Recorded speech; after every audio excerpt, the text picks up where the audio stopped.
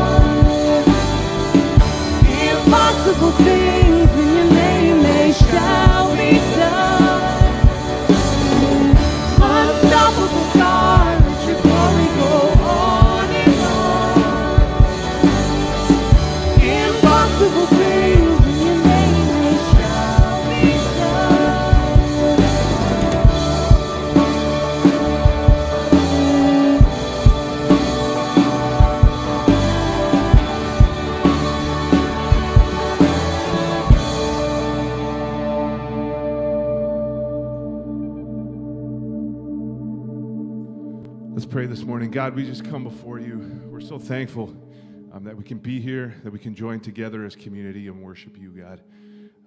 And as we sing this next song, thank you that you're a God that we can lean into your loving arms. And so we just proclaim that this morning in Jesus' name.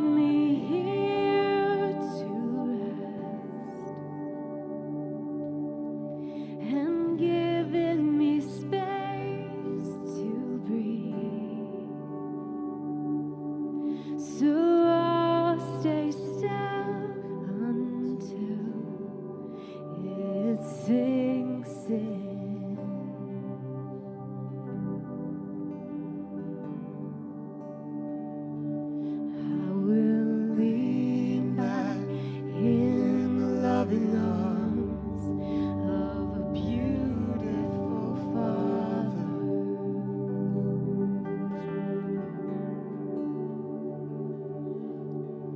Breathe deep and know that He's good.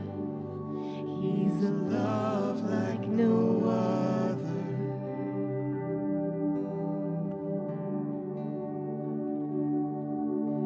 You will never leave. Your love sustaining me. Before I even knew what love was,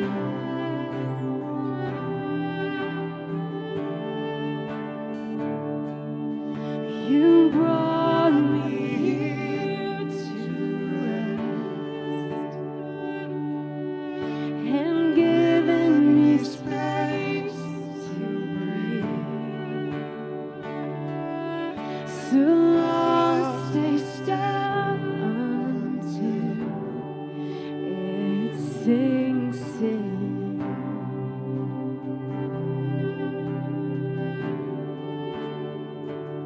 And I will lean back in the loving arms of a beautiful Father.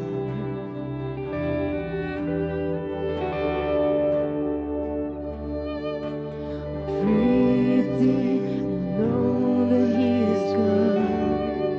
He's love like no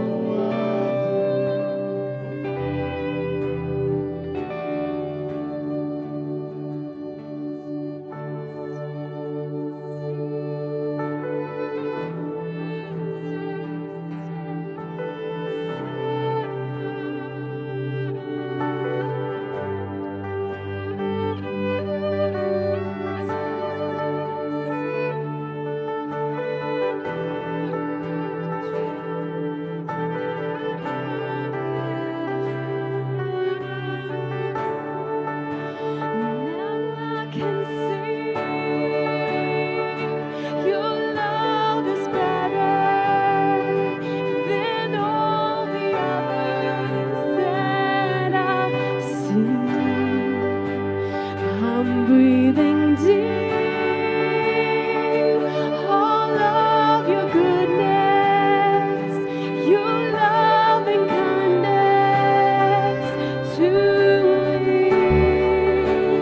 Now I can see your love is better than all the others that I see. I'm breathing deep.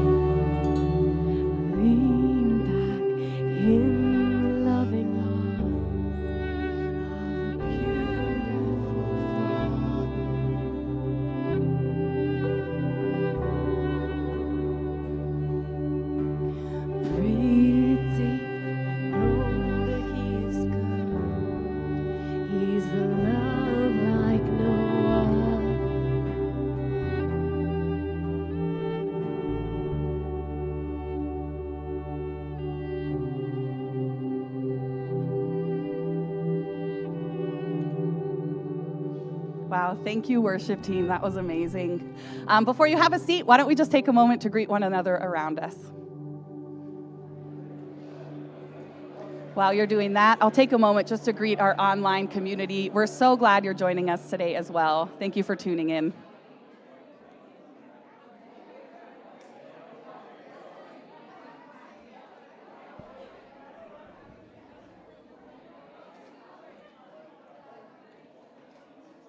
Awesome. Thank you all. Feel free to grab a seat. We're going to get kicked off. I just want to welcome you all here to Westside. We're so glad that you're joining us today. Worship team, that was phenomenal. If my voice cracks, it's because I was like shout singing the entire time. That song was beautiful and you guys did a great job. Welcome here. We're glad that you're joining us. Last week was so much fun. Show of hands, how many of you who are here for Ice Cream Sunday, or Sunday, if you will? Awesome. Okay, so a good portion of you. If you weren't here last Sunday, we gathered together outside, had some ice cream. Thank you especially to our super scoopers. The t-shirts were amazing. I loved them. I also had my two nieces were with me. They're 5 and 3. We had a sleepover the night before for the first time, and they came with me, and they think I have the best church. I'm not going to tell them that was a once-in-a-while thing. They can think that's every Sunday for all they want. So thanks for joining us. If this is your first time here, or maybe you've been coming for a while and haven't connected yet, I'll just mention in the back of the seat in front of you, there's what's called a Connect card. I just want to encourage you to take a moment to fill that out. It just gets you looped in with things that are happening. So if you want to know when the next Ice Cream Sunday is, or any of the fun activities happening, you fill that out and bring it to, we have a Connect table at the back with our welcome team. They'll give you a gift as well, and I just encourage you to fill that out and hand that in. I also have a couple announcements before I'm going to hand it over to Dave here. The first being, we have a youth pool party coming up and barbecue. So for those that are in our youth group, that's for grades 6 to 12. It'll be on August the 28th from 5 to 7. So if you guys are have kids or youth that are interested in attending, you can just let Zach or Laurel know. I think they're actually both serving in the back of the church today, so you won't see them here. But there should be an email on there, youth@westsidehamilton.com. Just shoot them an email and let them know that you want to join. And the second announcement is there is a faith and family game going with. The announcements in the list said Tiger Cats, but as the sportiest person I know they go by Tie Cats. So keep an eye out for that. They've got a faith and family night. It'll be happening on September the 16th. 4 p.m. is kickoff. It's $25 per ticket. They'll just have lots of fun activities going on, so you can take a look. The website's listed there, westsidehamilton.com/tigercats, even though we all know it's Tie Cats. I'm going to invite Dave up, and he is going to let us know about a fun survey taking place. Okay, what I'm about to say, there's going to be a group of you are not going to be thrilled about, but I'm not going to sugarcoat it. We are all adults. I expect the appropriate mature response. September is right around the corner. I know. And some of you don't want to hear it, but we need to start thinking about September. There's also a group of you, by the way, who are already like pumpkin spice lattes and decorating for Thanksgiving. For you, we're not there yet. So let's just step back and just acknowledge where we're at. Summer is not over. There's still time to enjoy all of our favorite summer things, but September is getting close. We're a couple of weeks away here from Labor Day and a lot of things getting kicked into gear. What that means is, again, we don't have to jump out of summer too quickly, but we do need to start planning for it and thinking about it. And here at Westside, we have been doing that, and we're looking forward to some things this fall that are very exciting, and that in the spring we were even starting to talk about and plan for. Now that we're getting a little closer, we need to really start to plan. So one of the things we were talking about back in the spring is we've been filling up throughout the last year, and our kids ministry has really been filling up. In fact, last week we had 82 kids in the back of the church, and this is in the middle of the summer. Historically, these are low attendance weeks. And so we know we've had to do something, and so we started to talk about what that's going to look like, and we need to do 2 services on Sunday morning. So what I want to let you know today is we are launching 2 services starting on September the 10th, and our service times will be 9 o'clock and 11 o'clock. And so we need you to know that, put it on your calendar, start thinking about it. We got a couple more weeks left at 10 o'clock, but starting on September 10th, it'll be 9 and 11, so make sure that you're aware of that. The other big thing that has been happening that we've been talking about a lot is we are launching Westside Burlington this fall. And so alongside of that, we've got that community. You're going to hear at the end of the service Just a little bit about how we've started some interesting gatherings. We know some of our Burlington community is here today and are joining us for the next little while, Sunday mornings here in Hamilton. But we're looking at what that's going to look like in the fall as well, and still working on the details of exactly where and when that's going to happen, but it is going to happen. Today, here's what I need you to do. And I never do this, but today we're going to do it. I want you to take out your phone. We have a survey for you, and I need you to fill out this survey. So take your phone out now, because I know you're going to forget if you don't do it now. Although, for those online, if you're watching later, this will be live for the next week. But we would love for you to fill out a quick survey to help us plan. So you can go right now to westsidehamilton.com/survey, or if you're here in the room, you can use the QR code, take out your camera on your phone, focus in on that QR code, and it'll give you a link that you can follow. And do it right now while I'm talking. We just need some information to help us plan better and to know what to expect in the fall as best we can.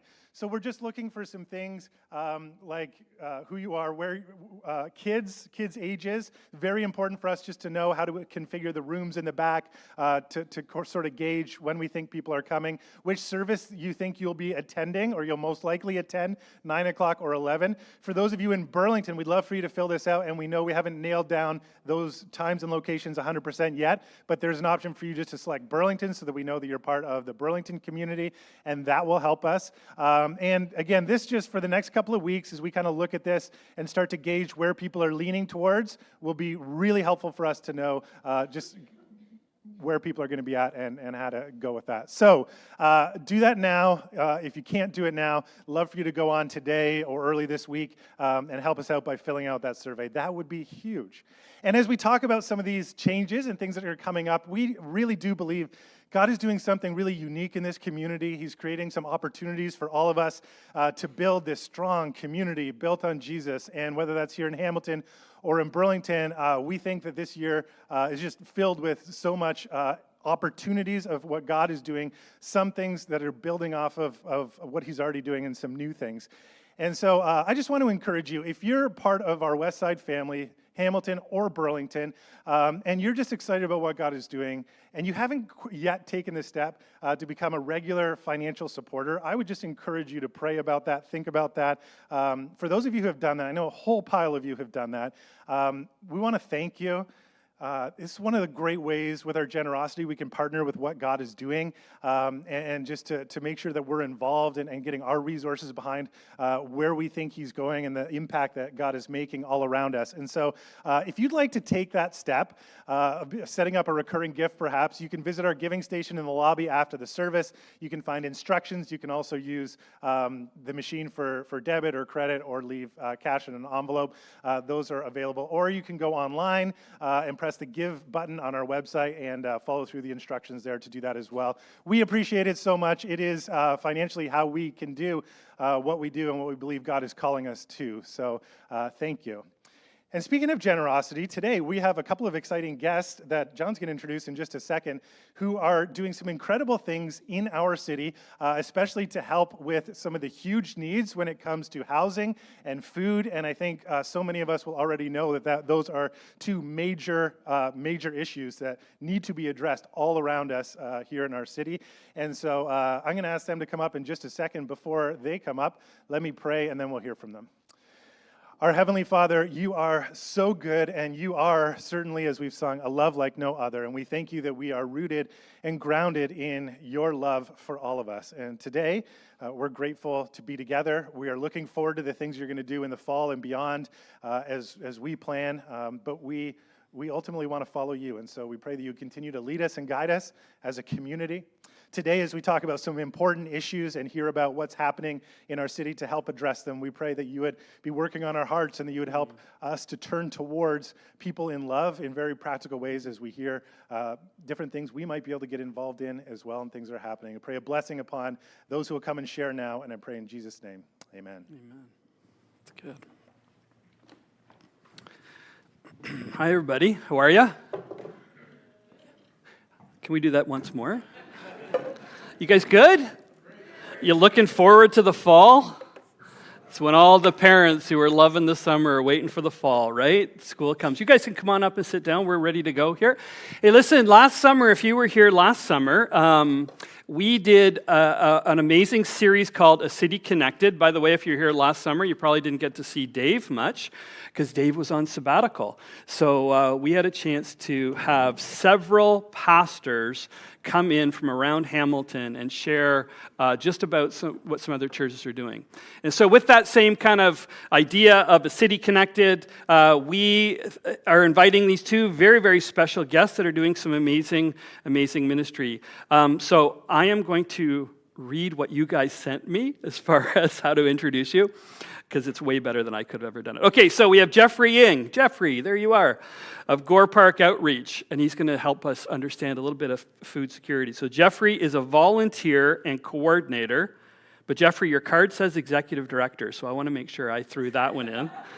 For Gore Park Community Outreach, on average, they are now serving over 600 people weekly.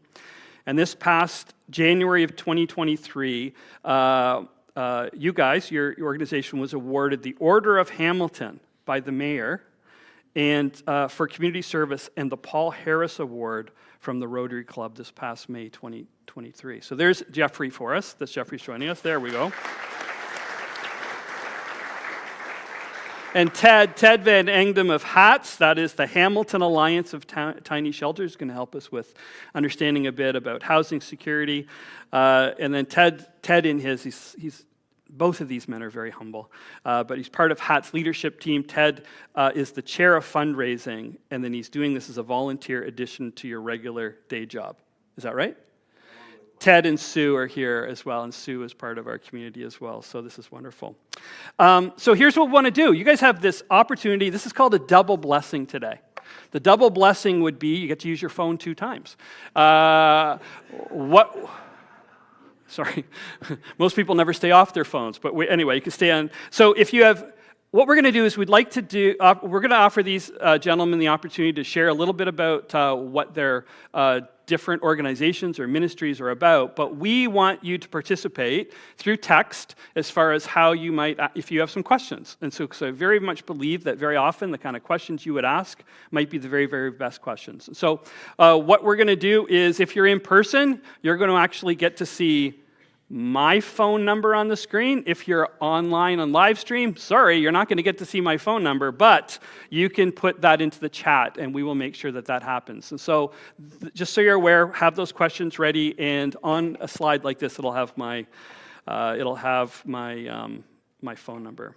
Okay, guys, I'm going to leave it up to you. Jeffrey, why don't you go first? I think the best way to do this is for you to introduce your ministry the way you would want to do that. So go ahead. Good morning, everybody. And first of all, thank you for the warm welcome. I think you have to do that right to your... How's this? Is better? Is that better? It's better? Perfect, yeah. yes. Hi. I have been involved with outreach since 2015. I was in a corporate world for about 30 years. It's never good when you're on a first-name basis with people at the airport. So I've decided that I was just going to take some time off for about a month and do some charity work. And I felt like on October 28th, looks like we have to use this mic. Sorry. Sorry to interrupt you. So on October 28, 2015, at around 11:37 at night, while at Barton and Birch serving some homeless people, I felt that something came to me and whispered in my ear that this is something that I should be doing. So I never went back, so I entered the life of service that day and been doing it for the last 8 years. So I've been involved with different charities, and the one that I'm going to talk to you about today is Gore Park Community Outreach. We were born out of COVID. That this is when, during the lockdown, everything shut down, and there was a call out for health workers, frontline volunteers, so on and so forth. So we took up the call. So me and 5 of my friends, we decided, you know what, hey, we've been doing this already for the last little while. Let's do it for about, COVID will be done in 6 or 8 weeks, just like the common flu, and so we did it, and, we felt that, in 6 weeks' time, we realized that that's not going to happen. So we just said to ourselves, we're going to do it week by week. So we decided that we reach out to the mayor's office. We said, listen, We know that there was a ban in place for social gatherings, so on and so forth, but we need to do something. So we got a bit of a thumbs up from the mayor's office, so we continued. So finally we said, you know what, on our 12th week, we decided, you know what, this is it. That's it. We're going to hang everything up, and we're just going to say, you know what, we did our part. But before we came to Gore Park, one day while I was going home from an outreach, something whispered in my ear to look left. And I was on King Street on the traffic. So I looked left and I saw there's a lot of tarps flopping in the wind. We're talking February, so it was kind of cold. So I, circled back, turned around, and I was appalled by the number of homeless people living outside in the cold. And this was during the COVID lockdown. And on our very last day, when we were giving out food, I noticed there was a person sitting, like a senior sitting at the park that day. Never realized, that she needed help. Because it was a beautiful day, so we just figured, she was just enjoying the day. When we were closing down for the final time, she kind of came over and tapped me on my shoulder and basically said, do you have any food left over? So I realized very quickly, that I'm dealing with probably something bigger. So I said, ma'am, you know what, we do have bread, we have peanut butter, we have juice, and that's not a problem. And she said to me, by the way, I have no money to pay you. So I said, not to worry, this is all free, this is all donated by people. And all this time she was kind of looking at me down. You can kind of tell she was not making any eye contact. She was a little, probably embarrassed. When she finally looked up, she was literally skin and bones. I say she was probably in her mid-70s, and I was very touched. I get emotional talking about it because I could not sleep that night. So I phoned my friends. I said, you know what, we gotta do something.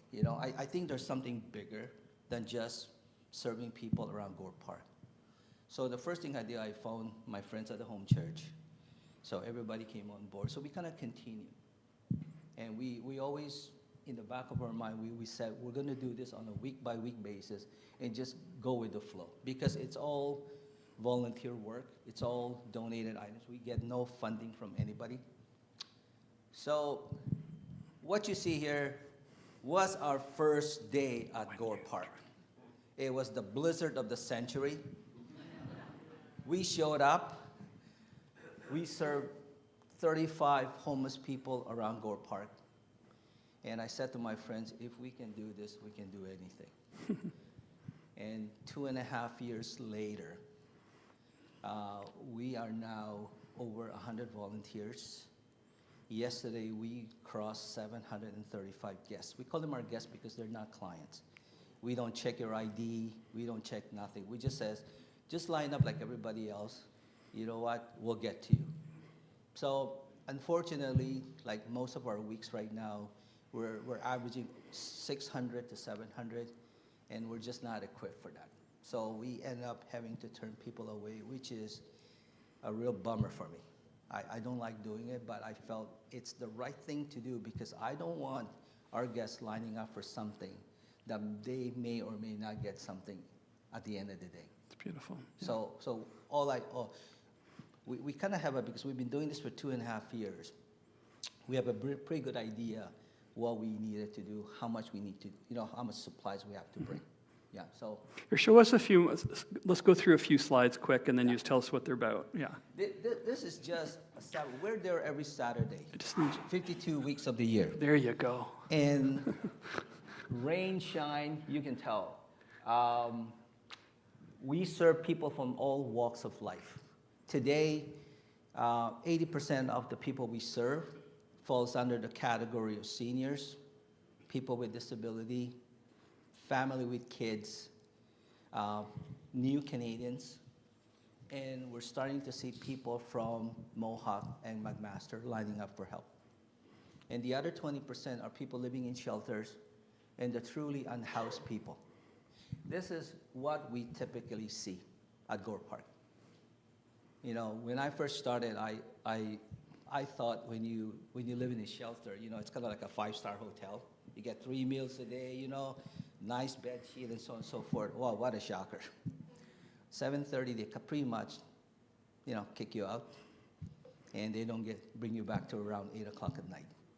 And most of the time, there's no food. So the reason why somebody says, why Saturday? Saturday because most of the places, they can get something during the week, but not a lot on Saturday. So we focus on Saturday to bridge the gap between Saturday, Sunday, before Monday. That's good. Okay, I'm going to let Ted do, and then we're going to go through some of your slides again. Here, can you see if that works for you now, Ted? Test. Got it? Good, okay. Good. Well, good morning. Thanks for having us, John and Westside. My name's Ted. Together with my wife, we're involved in HATS, which is the Hamilton Alliance for Tiny Shelters. And we're just getting started. Actually, we've had an amazing week here in the city with finally some awesome news. So we're super excited about that. And I just want to share a little bit about our journey and what we're doing and maybe some ways that the Westside community can get involved. So for me, it started as Jeffrey was talking about, you know, driving into Hamilton and driving by some tents, and we're at a point in our life, my wife and I, where we're empty nesters, and we're still involved in our day job, so to speak, but asking ourselves, you know, what am I on this planet for, and what can I do? How can I do something that's tangible and meaningful and gives lasting impact? And so that's really how this got started. Sue was involved in some of the shelter work downtown. Our daughter was involved in some of the COVID relief, and we had heard about HATS through a friend. There was a little article in the paper, and I picked up the phone, and we made a phone call, and here we are 2 years later on this journey. So HATS is basically about building a community of tiny homes for people to begin the healing process, to get their life back on the rails, so to speak. And so maybe if you flash to the next slide. We've all experienced this, where if you look around the city, you will see tents, you know, under bridges, in parks, all over the place. And for me, I was just, I was captivated by how can this be happening in Canada? How can there be people that have to actually live in a tent? And the reality of it is the problem is getting worse. And so there's some stats on what has happened in Hamilton alone. And in 2020, in June of 2020, the city of Hamilton did a survey where, and this is Hamilton data, but there was 1,000 people that were living homeless, if you will, or requiring support services in June of 2020. This past June, that number has grown by 70%. So these are people that are in need of care, and these are somebody's mom or dad or brother or sister or aunt or uncle, and just, I guess, from a Christian perspective, you know, I keep being reminded by you know, Matthew 25 about, you know, what are you doing for the least of these, do for me, and so that's really how this was born, to get a program off the ground to be able to provide some support for those living homeless. Next slide. So the HATS model is a temporary model. Essentially what we're doing is we're taking those that you'll see on the left that are unhoused, and we're putting a solution in place to enable them to get into some form of stability. So we call that going from survival mode to the stability and support mode. So we're bridging that gap. Ultimately, this is the goal, to enable them then to get into something more permanent. You're probably mostly familiar with places like Indwell, et cetera. I mean, and that is kind of on the far right, but a lot of people today aren't able to bridge that gap. And This isn't a solution for everybody. I think this will require many solutions. We're one solution, we're a small solution, but this is really what we're about, is about bridging the gap from survival mode to stability and support, bringing services to people instead of people trying to locate, where people are, and they're always on the move. And so it's very difficult to bring support to people if you're on the move. And so we believe the fundamental beginning of healing is where you give somebody a home where they can get some rest. We all know what it is like to get a good night's rest. Imagine trying to function if you're living in a tent and that tent is moving every few days. So, next slide. So, lots of words here. I'll just talk quickly about it. So, our mandate is really around creating a village environment, a community where we can bring support services to that community, give somebody the ability to start the healing process. Next slide. So this is our solution. So you'll see the small picture there. That's a tiny home. It's an 8x12 home. It's insulated. It's heated. It has air conditioning. It's got a door that locks. It's a key requirement. It has a couple of windows. It has a little trunk on the front where some belongings can be stored, and that enables people to have a home that's within a community. So the picture on the right, you'll see that's a top view of 25 homes that are on a site. We had some input from people that are that have lived experience, that have lived homeless. We've had some input from the indigenous population around the circle concept. So you'll see the circle of 25 homes kind of facing into the middle, where we have in the middle 3 trailers. Those are trailers. One is for nutrition, so that's supported by giving people access to food. One is for hygiene, so a shower and washrooms, and one is for community, for support. And really, the concept here is that this is where we have both the social support and the healthcare professionals that are volunteering alongside us to be able to come to one central location and to care for people that are, again, on that transition from survival mode to starting to develop some life skills. So that is kind of the HATS model.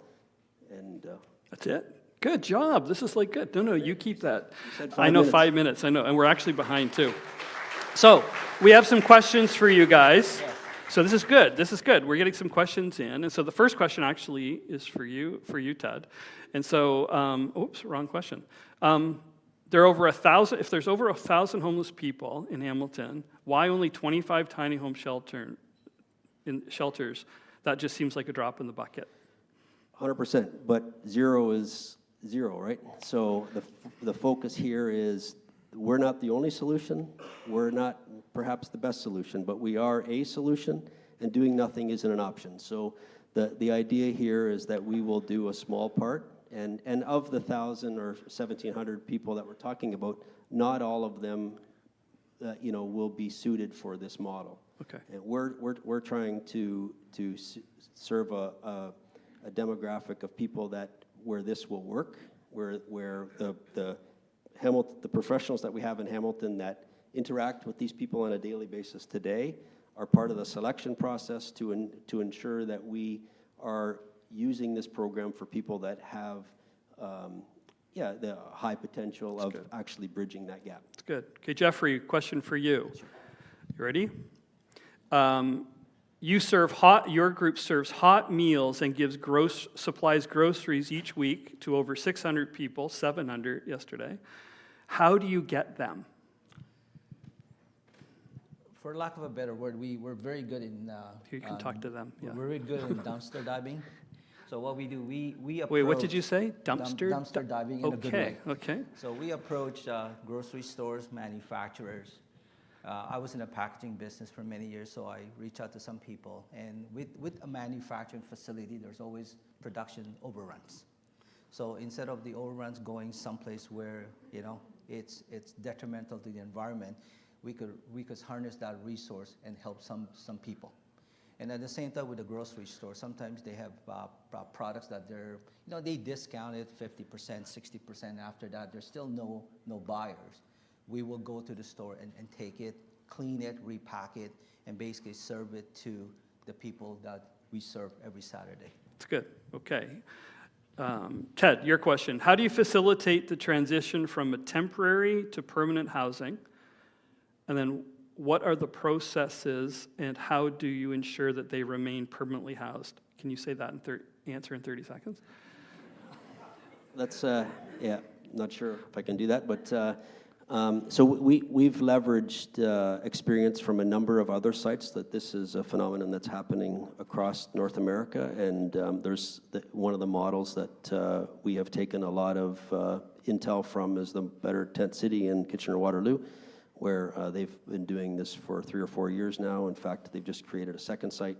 And so we're using the support of the resources we have, so social workers, healthcare professionals, people like partnering with people like Indwell, those organizations where they're along for the journey with us. They're very highly supportive of what we're doing, and we're using their professional input to enable that. That's good. Jeffrey, does the local or provincial government provide you any assistance? We actually get nothing from anybody. You get nothing from? We get nothing. We get no grants, no support.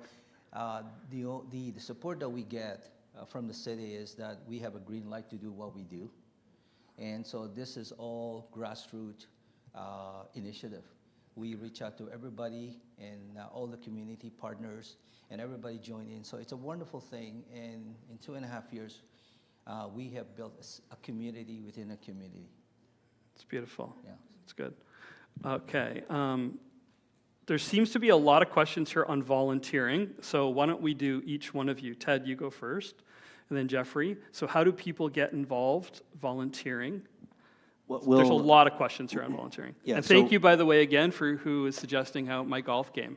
It's the second time someone's giving me advice on golf. So there you go. Let's get back to you. Yes. Maybe that should be. No, yeah. So in the lobby outside afterwards, we have some cards we can hand out that give you the particulars of how you can get involved with hats. But we have 100 plus volunteers now, a number of donors. We have companies like IKEA, Home Depot, et cetera, that are along for the journey here with us. And so we need, in fact, we have a slide I think we'll talk to here later on, but we need volunteers from all facets of the community. If you can cook, if you can build, if you're an electrician, if you're a plumber, if you're into social work or in the medical profession or pharmacy, there's all of those different professions that we can leverage your expertise to help with this. We do not have it all dialed in. We don't have every T crossed and I dotted, but we're leveraging the strength of many great people to get this done. It's beautiful. Jeffrey. As we continue to grow, we have volunteers from all walks of life, from doctors, teachers, social workers, but because we're continuing to grow, so we need volunteers. And I will leave my cards, and you can reach out to goreparkcommunityoutreach.com. Oh, sorry, .com. Sorry, and just send a quick email.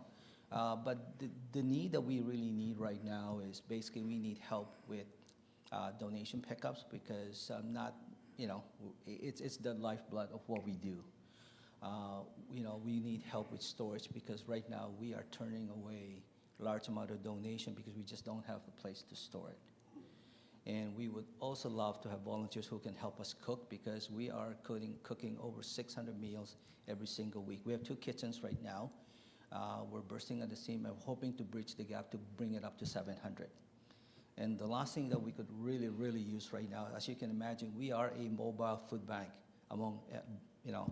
and our facility is at near IKEA in Burlington. So if you have time on Saturdays, maybe just an hour or two, if you can help us bring supplies to Gore Park, that would be a huge, huge help. Thank you. So Jeffrey, there's another question for you here. Are there other organizations that do similar work? Do people go to these other places and double or triple dip? Because we do this on a Saturday. There's only 2 other places that just recently opened. To answer that, probably, but we don't look at it. I think that is more of a small percentage. Just a mere fact, we see a lot of seniors, people with disabilities, sometimes lining up for up to 2 hours just to get service. That tells me the need is there. Yep. The Yep. need is there, yes. That's good. Ted, sorry, everybody. And the phone keeps moving here. Hamilton City Council just approved a site. Where is that site and what is the timeline to build? Yeah, so the timing of this discussion was amazing because this wasn't planned, but this past Friday, the Hamilton Council ratified the decision to enable some land to be made available, and that will be on Strawn Street between Bay and Ferguson. That was what city staff had decided and recommended. We learned of that as well last week, the week before that, that was the location that they had chosen, which is beside Leuna Station, separated by a railroad track. It's called the Strawn Linear Park, and that it's not exactly like our circular model, but it'll work. We're happy to get started. Second half of your question is we are boots on the ground immediately because we'd like to be able to facilitate having 25 homes before the snow flies this winter. Okay, to follow up, my question. There we go. Temporary, this is... I don't think that's from the question I'm about to ask. That's for what you said. Temporary housing, correct? 2 years, did you say? So the city has approved a 2-year pilot. We have to leave after 2 years. That's which we're fine with. These things we know. If we look to the Kitchener-Waterloo model, there was lots of opposition to get that started. They moved 3 times. It is now 50 homes. The city council, we listened to the 3 mayors of Kitchener, Waterloo, and Cambridge all get up in a community forum and talk about how they missed the boat. And now they're highly supportive of a second site, and the city of KW is supporting a second site with the tune of $5 million. So we're praying that the same can happen in Hamilton. We just need to put this in place with a professional model that's well run, that relies on the services of amazing people that want to give back, and I think we can do this. And so 2 years is what it is, and then we'll find a new home. That's good. Jeffrey, you mentioned that you're seeing university students from McMaster and Mohawk. Do you think there should be something specifically done for students just like you're doing at Gore Park? Absolutely. I reached out to a person at Mohawk. I said, you know what, I think students should focus on education, not food. I do understand because, you with student loan, a rent and so on and so forth, but it would be nice to partner with McMaster or Mohawk and to come up with like a small food pantry. Just nothing fancy, just like a pilot project. I reached out to somebody at Mohawk. I haven't heard back, and we're gonna hopefully can start with Mohawk first and kind of venture into McMaster down the road. Okay. Yes. I'm just looking at our time. How about I give you one more? There are so many questions here, everybody, that I will do my best to work with you guys that you can even respond to these. Sure. I'm saying that publicly because now you have to do it. But anyway. I guess a huge part of the reality is I'm even listening, Jeffrey, to you, is that in 2.5 years, you've gone from serving 35 people weekly to over 600, now you're saying 700. Yes. That's like 1,600% increase. Yes. Do you feel that this number is going to keep increasing, or do you think we're at a point where it's leveling off? I think the number's going to go up because if we reach 725 yesterday and school's out, come September, we're probably going to be in the neighborhood of 800. I was asked yesterday, actually by a volunteer, where do we cap it? And my answer to that is we're not going to cap it. We're going to do whatever we can to help. For me, it's my core belief that you do whatever you can to help. And only you give up is when you said, hey, I went from A to Z. And that's when, hopefully I will not wave the white flag. Hopefully when I come to Z, there's going to be more people partnering with us that can extend that help. Last question for you before, and then Ted, I have one for you. How did you get permission to go to Gore Park? We during the COVID lockdown, we spoke to the late Chris Cutler. He was the assistant to Mayor Fred. And when he passed away, there was a succession planning, and we spoke with another assistant, and he just carried forward to the new mayor. And the mayor came, the Ward 2 came, and they were impressed, and they decided, you know what, keep on going. You're doing a community a great service. And by the way, we're giving you the Order of Hamilton Award.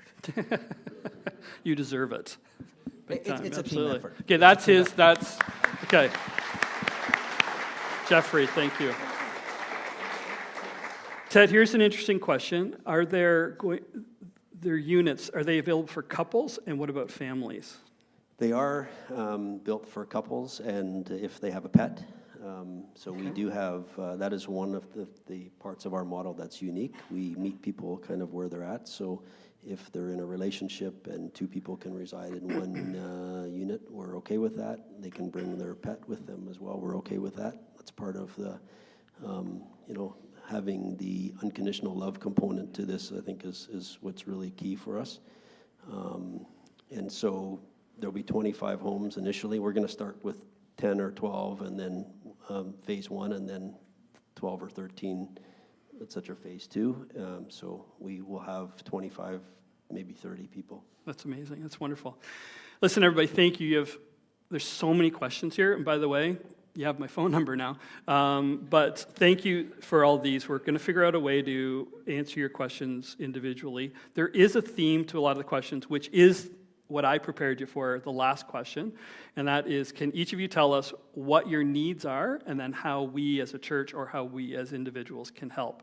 So, Ted, how about you go first? This is going to be on a slide, so yeah. Sure. So I think, to John's question, there's really 4 practical ways that I see. There's probably more, but number 1, awareness. So certainly coming into, this has been in the works for a while, and just bringing awareness in terms of the need and your support for people to do something was key. Now, amazing on Friday that we got the decision that we're super pumped about. So spreading the word, continue to spread the word for perhaps the need in other places within the city. Secondarily, I think from a faith perspective, just your wisdom and discernment around how we get this off the ground. The site selection process is now behind us, but that I'm sure will not come without some continued community discussion and involvement. But then getting the site launched and getting our clients placed is something that we need some significant prayer support for that. So looking, if you can help us in that regard, that would be amazing. And then volunteer support. There's needs for various food support requirements, weekly meals, etc. There's a need for clothing. There's a need for finances. I am the chair of the fundraising committee, so that is part of my role. We've raised just under 500,000 Canadian to date, with some pretty significant donations from some foundations. So that represents about 1/3 of our budget needs for the next 3 years. And then hands-on technical and logistical support for site preparation. So, again, I talked about electricians or plumbers or framers or those sorts of HVAC people.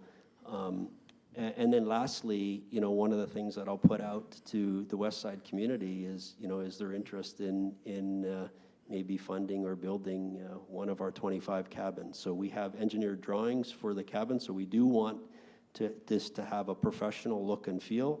So we want them to be designed to and built to a standard.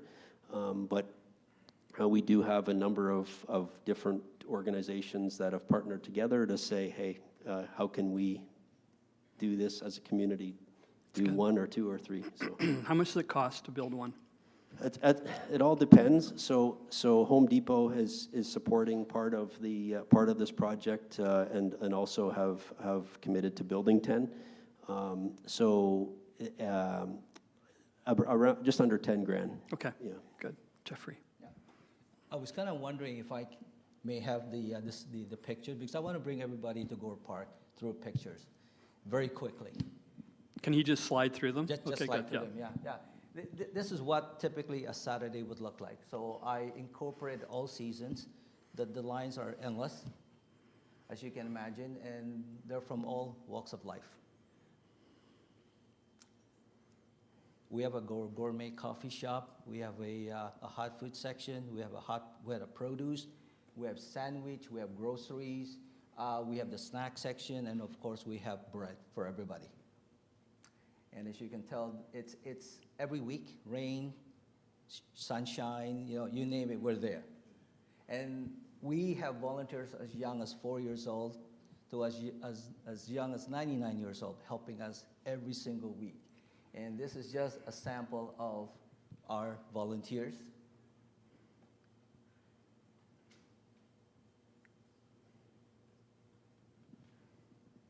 This is the big day with the mayor.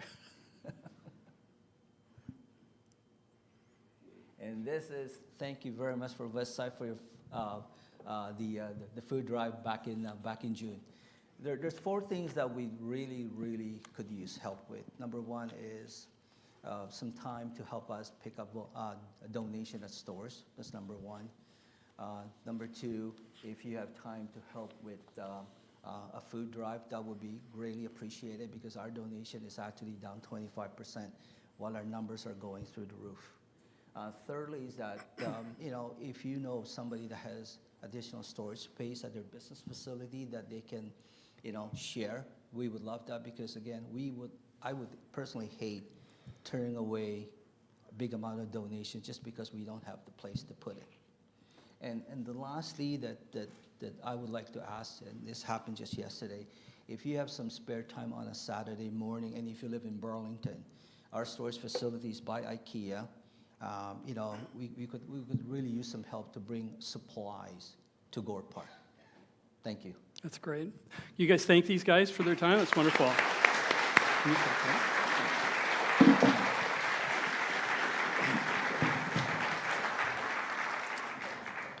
Thank you both for being here. This just is so good to be reminded of what our city needs. Just to be informed or educated and then challenged is extremely, extremely important. So guys, we're thankful for you for all that you're doing. Jeffrey and Ted. Jeffrey for all you're doing. Ted for all that you and your group are doing.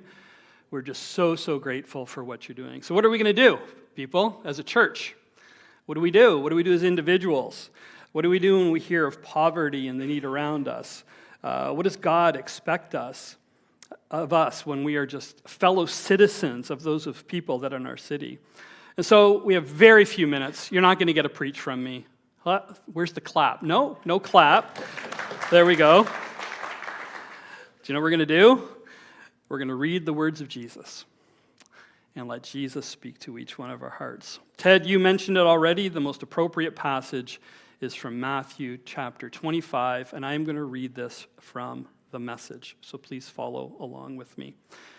From verse 31, when he finally arrives, blazing in beauty, and all his angels with him, the Son of Man will take his place on his glorious throne. Then all the nations will be arranged before him, and he will sort the people out, much as a shepherd sorts out the sheep and the goats, putting sheep to his right and goats to his left. Then the king will say to those on his right, enter, you who are blessed by my Father. Take what's coming to you in this kingdom. It's been ready for you since the world's foundation, and here is why. I was hungry, and you fed me. I was thirsty, and you gave me a drink. I was homeless, and you gave me a room. I was shivering, and you gave me clothes. I was sick, and you stopped to visit. I was in prison, and you came to me. And then those sheep are going to say, Master, what are you talking about? When did we ever see you hungry and feed you, thirsty and give you a drink? And when did we ever see you sick or in prison and come to you? Then the king will say, I'm telling the solemn truth. Whenever you did one of these things to someone overlooked or ignored, that was me. You did it. You did it to me. Then he will turn to the goats, the ones on his left, and say, get out, worthless goats, you good for nothing but the fires of hell. And why? Because I was hungry, and you gave me no meal. I was thirsty, and you gave me no drink. I was homeless, and you gave me no bed. I was shivering, and you gave me no clothes. Sick and in prison, and you never visited.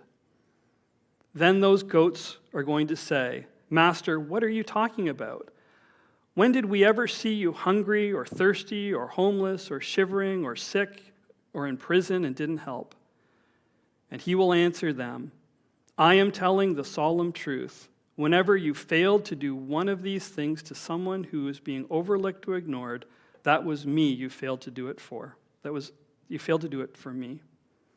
Then those goats will be herded to their eternal doom, but the sheep to their eternal reward. You know, when I hear the story of Jeffrey passing by a group of people that are under a shelter, and in his heart of conviction says, I need to do something for those people. You did that for Jesus. Ted, when we hear and see that your group is doing the exact same thing for the homeless, you're doing it for Jesus.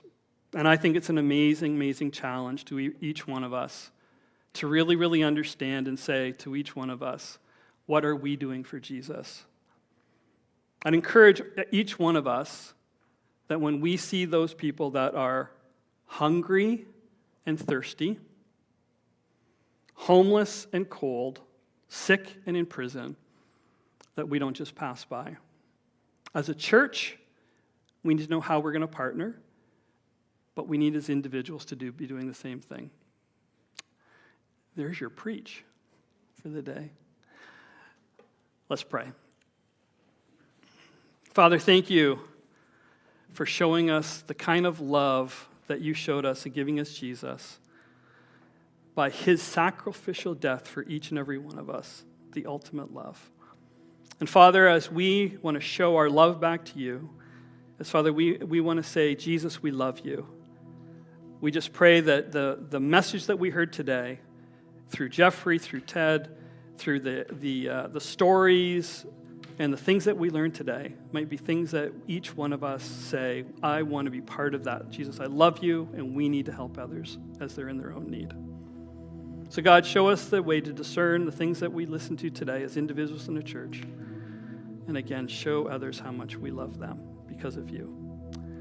Amen.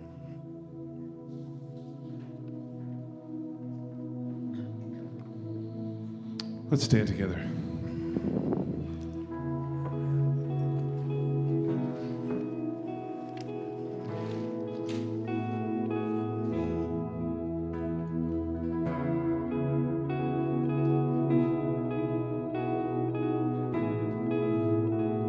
Sing this out before I spoke a word.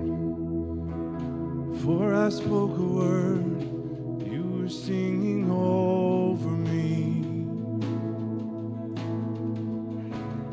You've been so, so good to me.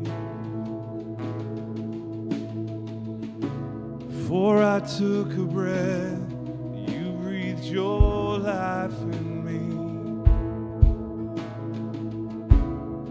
You've been so, so kind to me. One more time before I spoke. Before I spoke a word, you were singing over me. You've been so, so good to me. Before I took a breath, you breathed your life in me. You've been so, so kind to me. Oh, the overwhelming, never-ending, reckless love.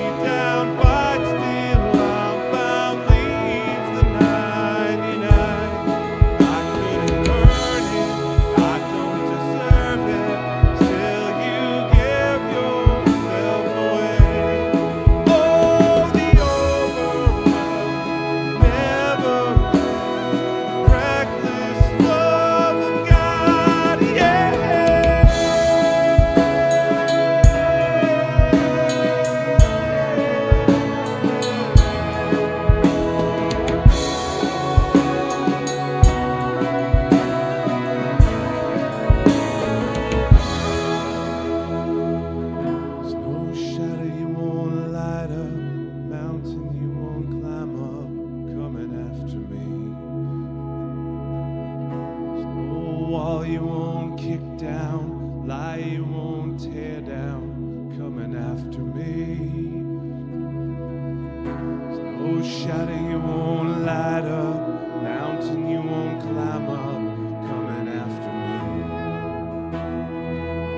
There's no wall you won't kick down, lie you won't tear down, coming after me. Let's proclaim this today. There's no shadow you won't light up, mountain you won't climb up, coming after me. There's no wall you won't kick down, lie you won't tear down, coming after me. There's no shadow you won't light up, mountain you won't climb up, coming after me. There's no wall you won't kick down, lie you won't tear down, coming after me. There's no shadow you won't light up, mountain you won't climb up, coming after me. There's no wall you won't kick down, lie you won't tear down, coming after me. Oh, the overwhelming, never-ending, reckless love of God. Oh, it chases me down, but still I'm found, leaves the 99. I couldn't earn it, I don't deserve it, still you give yourself away. Oh, the overwhelming, never-ending, reckless love of God. Yeah.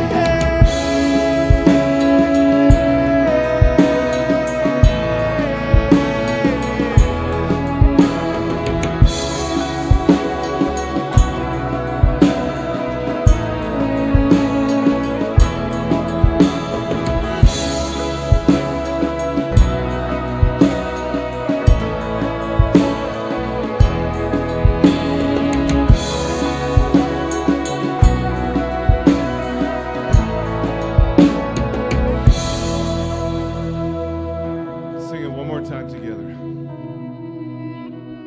Oh, the overwhelming.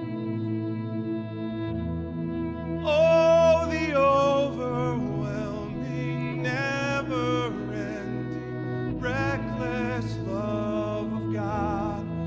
Oh, it chases me down, fights till I'm found, leaves the 99. I couldn't earn it, I don't deserve it, still you give yourself away.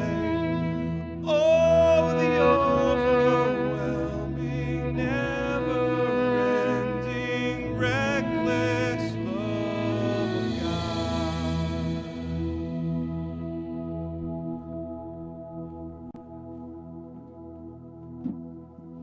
Thank you. You guys can have a seat. Thank you so much to Jeffrey and to Ted for sharing with us today and just for the work that you and so many others are doing here in Hamilton.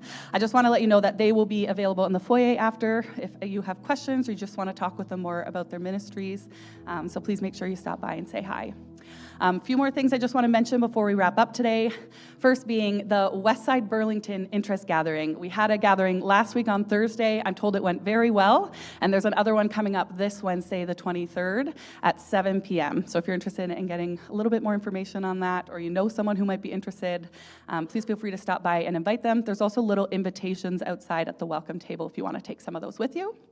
And the final thing is, if you are about to leave here today, but you still want some prayer, I just encourage you to come up here to the front. We have an awesome prayer team that would love to pray for you. That is it. Thank you all for being here, and have a great week.